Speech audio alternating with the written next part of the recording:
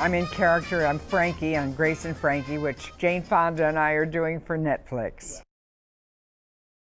That was on Gary Moore's show back in '66, and they canned me after 3 shows because I just argued with everybody on the set. It was an old-fashioned show. It was the last gasp of old-fashioned variety shows. Did Laugh-In replace Gary Moore? No, the Smothers did on CBS. And then Laugh-In followed that closely. I had heard that George was such a kind of off-the-wall kind of person, and so I said, well, I should go in like a nice cloth coat with a little fur collar and a little hat, and then he'd take my coat and I would be naked underneath, because I wouldn't even have I'd be afraid, you know, that my mother would find out. So I didn't do that, and of course, I didn't do it.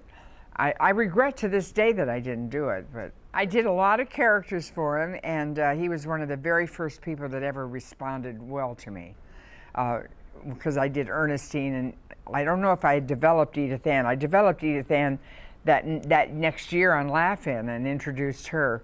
But I did the party lady and a bunch of different characters. Mrs. Earbore, I think.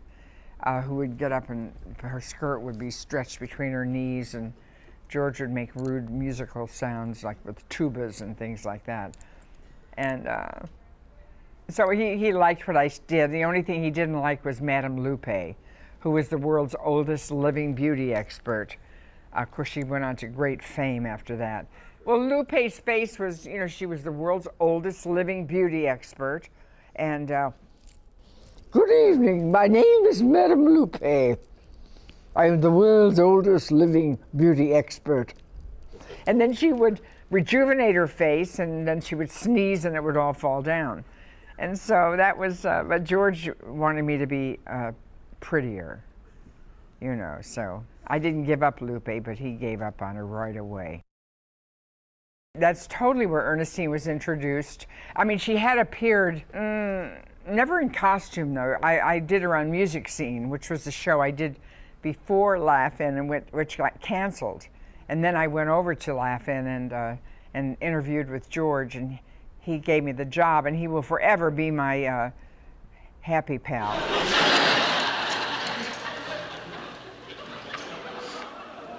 One ringy dingy, 2 ringy dingies, and a joyous good day to you, sir. Well, I'd been doing her kind of in my act, but not dressed. And when I called up the first time I was on, I was just like, kind of like, I probably George had a cutoff date on my contract. Wasn't even aware of it. And so the first time I went in, I wasn't anything special, but I had to call up the hairdresser and tell her, describe Ernestine's hairdo.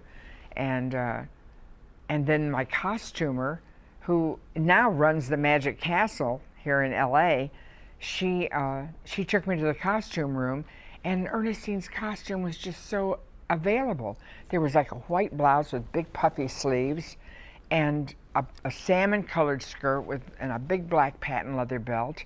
I already had 40s, you know, ankle strap shoes, platform ankle straps, and the jewelry, it was like old Sarah Coventry. It was like great big round balls cut in the spheres cut in half on the ears, and a bracelet. It was just so right, you know.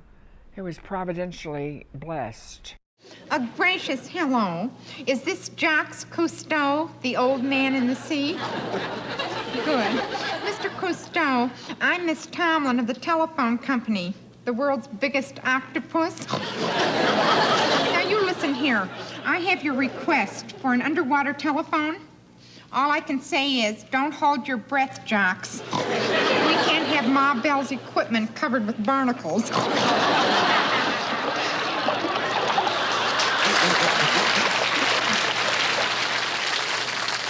Got my bodice all damp. I started working on Ernestine. I thought she was going to be like a Bronx operator. I didn't expect to be on television. I really, just because that was like a part of what I did as a performer, I would go to the Improv at night and do a 10 or 15 minutes. And Ernestine started out like a New York kind of tough, and in those days, in the mid-60s, everyone hated the phone company. They just hated them because they were a monopoly. They were the only game in town, and people, they couldn't get a phone repaired, couldn't get a phone installed. Ernestine would say, "Will you be there between April and November?" And it was basically the truth. It was, and so it was just a natural to browbeat people and make, create problems. Oh. Now, young people, I distinctly recall asking you very politely last week to give your mom a little ringy-dingy. Some of you didn't. Now, you'd better all give your mothers a ringy-dingy this week, or else. Ernestine, she just hit a nerve. Anyway, what I meant to tell you was, when I would do Ernestine, I would threaten people with taped conversations and their bank balances and all kinds of personal records, she just started to turn in on herself, and her face got tight, and her body got tight, her legs got all wrapped around herself, her hand went into her blouse. I was totally unconscious of it. It was like a serendipitous blessing. Have I reached the party to whom I was speaking? Mrs. Martha Mitchell? Mrs. Mitchell, we're calling to verify a request from a Mr. John Mitchell. He's asked us to remove all our instruments from this address. Yes, indeed, that particular instrument comes out first. No, he gave no reason. Maybe he figures one more call like that last one to UPI, and his relations with the press will go right down the drain. I couldn't possibly have invented another character like that. It was just, I felt like, that was it for me. It was a wonderful happenstance.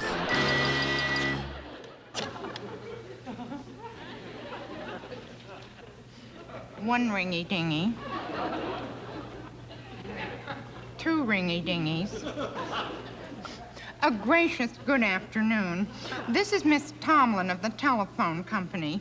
Have I reached the party to whom I am speaking? Miss West? Miss Mae West? Miss West, we have a report filed with us that you are using an instrument which you've completely covered with cheap rhinestones.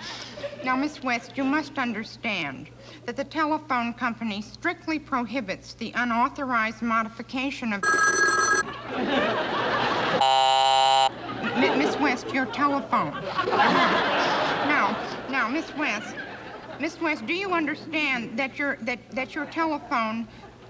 Miss West is the property of the telephone company. Should you move, what on earth would we do with it? Pardon? Oh, Miss West, surely you must be joking. As a devoted employee of the telephone company, I wouldn't dream of misusing... Hello? A lot of the laugh-in writers, I remember David Panich was a big contributor. I think he's the one who came up with maybe one ringy-ding, or maybe that was George, or one of them came up with "Have I reached the party to whom I am speaking?" But I brought that initial material because that's what I'd been using, which was calling, Gore Vidal, Mr. Vidal. We called William Fabuckley, because George and all the people that he worked with. They were like bad kids. They were trying to get the F word on TV every chance they got. The flying fickle finger of help. Ernestine used to dial with their middle finger. And the censors would come down and they'd say they knew something was going on, and they would try to perceive what it was, and they didn't get it right. Then they started saying, well, you've got to, when you describe the telephone, you've got to say telephone, or your phone device or something, because we would say like, your personal equipment, or your. I can't even remember all of it. It was our choice, but so that they had fun doing that, being bad kids on the playground.